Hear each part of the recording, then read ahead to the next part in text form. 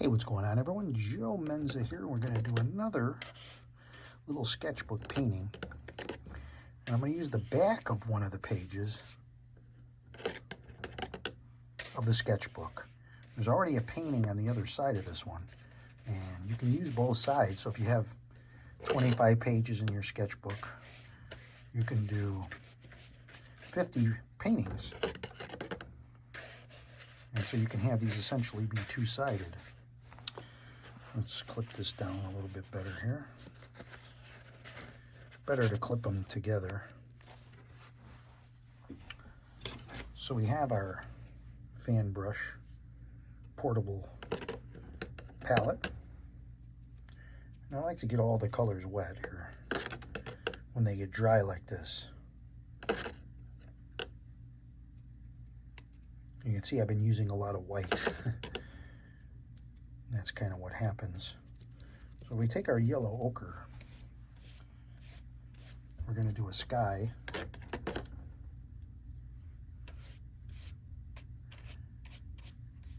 See, when you put it in like this and you leave these areas, it creates areas of more interest. And you can leave this like this. You can go with sort of a yellow ochre type sky. You can even add a little bit of brown to it.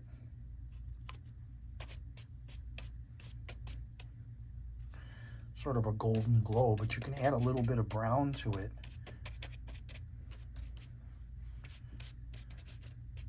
You don't need blue. You can try out different colors. And then, of course, coming down the page, we'll have some water here.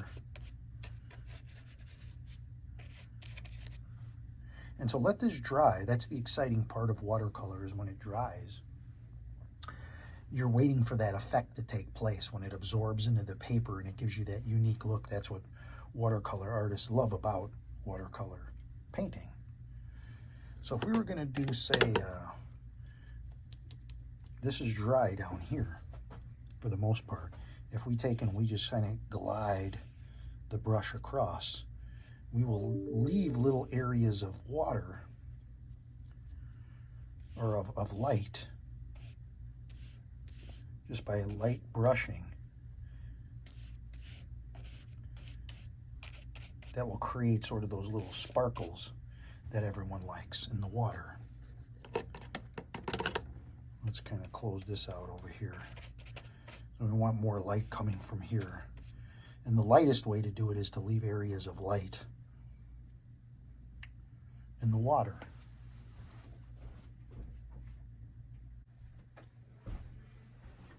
So you don't want to do a big mountain. What you can do is you put in a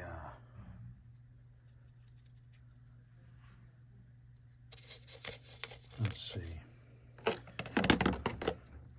We'll take some blue and maybe a little bit of red. And what we'll do is we'll put, so you could put just a little hilly area in here. Just follow the peaks like this. And then you want a closer mountain. We'll take some like brown.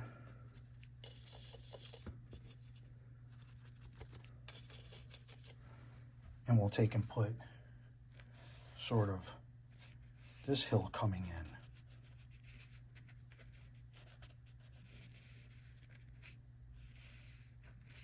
Try not to block out too much of that light. That's a little area of interest.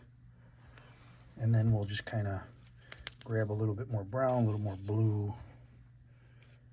Just create a little bit more of a dimension to this hill here. So you see now we have these two different hills, and if you want to make it even more exciting, you can take a card or a tissue. Let me get a card out of my wallet here. And we'll take this.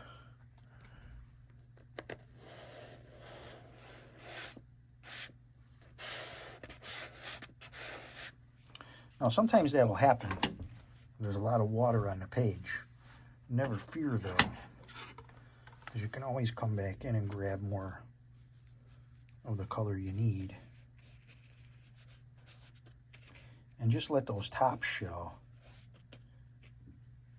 And come back again.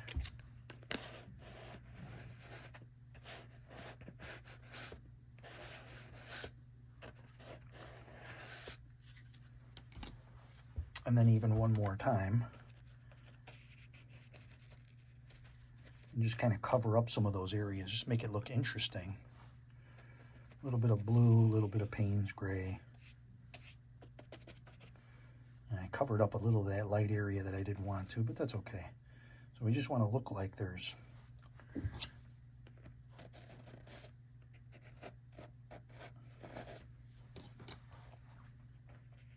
little peaks and things there. And we have the background. See, that's distant now. And then we have our water. And for the water area, we can start putting in some little land masses. Like say here, it's pretty dark. That's okay. We'll put in some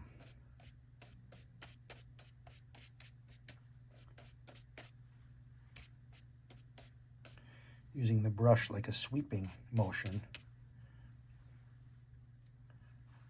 Put in some yellow into that. Just to touch a bit of green. Just let a little bit of green sort of melt into that.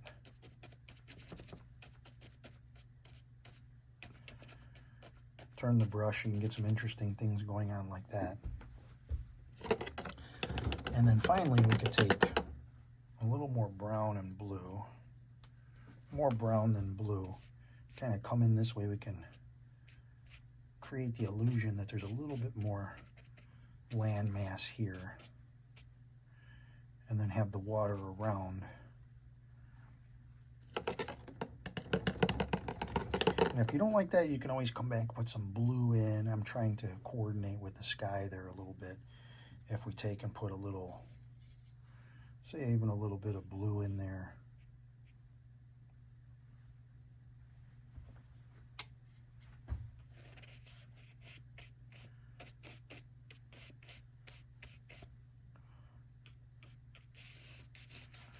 You get that combo of the water there, a little bit of light coming in through here. And if you cover it a little too much, don't worry about that. This is what tissue is good for. Just create some little interesting effects while it's dry. And we can even put a few little rocks in here. Of course, when I do rocks, I like to come back with a little Payne's gray blue or something darker and sort of anchor those in.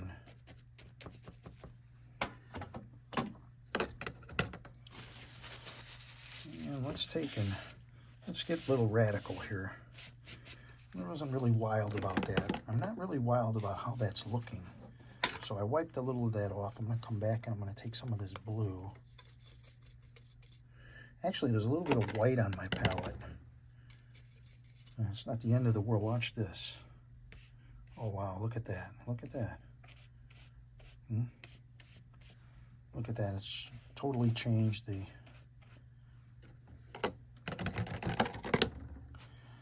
I'm actually going to take and kind of wash that out a little bit. I know you're saying, what the heck? But I showed you how to do it. And I'm going to actually take and wet this down and move this over. Watch. It's going to create a little effect there. It'll work in the end. And if that doesn't work and you want sparkles, you can always come in with a X-Acto knife and scrape out little things like that. We'll take this tissue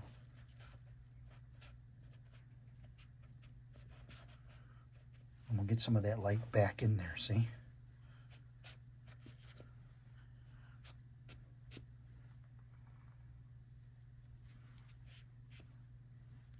just little areas of light. And if we wanted to,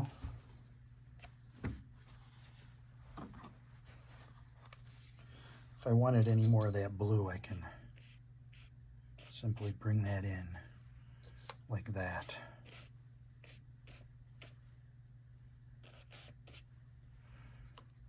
And now we'll come in with our darks. Create a little bit of a horizon. I lost a few of those little things, so let's just put in some more. These are just some little dark things to create contrast.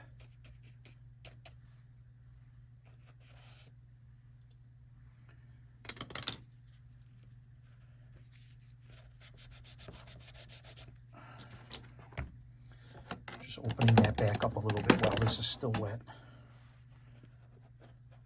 Put a little water on there. Some paints you might not be able to, they might stain it to the point to where you can't open it back up again. See, you get this area of light coming down. And a little bit of blue here, which has a nice little sheen to it. Wouldn't mind getting a little of that on the other side. Remember, that was ultramarine mixed with a little bit of white. Just creamy enough to make a difference. I'm going to leave it like that. You could draw in, if this is dry, you could pop in a couple little birds. And you could even put in a couple little sailboats if you take the corner of the brush and you make like a little bit of a mark here. You can, let's see if I can do this.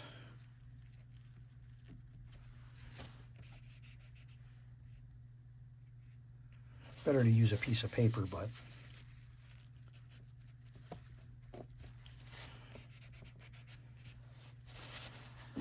you can always go back and touch it up.